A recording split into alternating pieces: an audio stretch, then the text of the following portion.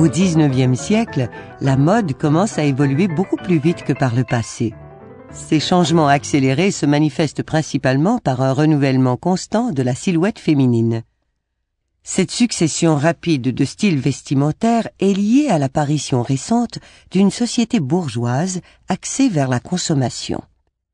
Signe extérieur de la situation socio-économique de toute la famille, le vêtement féminin distingue les bien nantis des gens moins fortunés. L'amélioration généralisée des communications favorise également ce perpétuel renouveau vestimentaire. Les dernières tendances européennes peuvent désormais se disséminer en Amérique du Nord en aussi peu que quelques mois.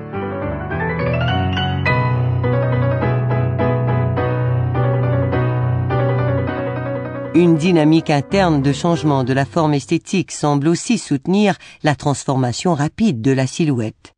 Cette dynamique n'est pas un fait isolé. Elle est dictée par le goût collectif de l'époque qui s'alimente à différentes sources.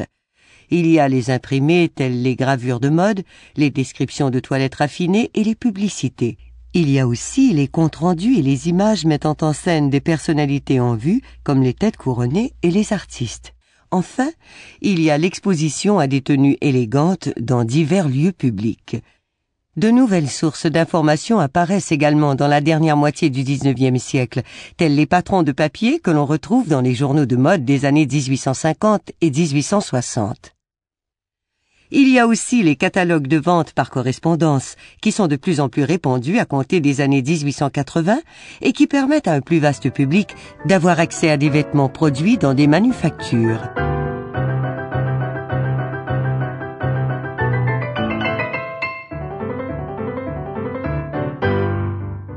Un examen de la période entre 1810 et 1898 révèle un large éventail de silhouettes ou de formes distinctes.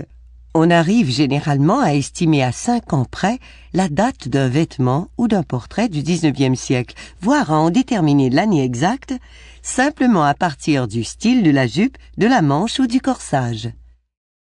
Comme c'est encore le cas aujourd'hui, les résidents des grandes villes telles que Montréal suivent la mode de près en s'inspirant des dernières tendances françaises et britanniques.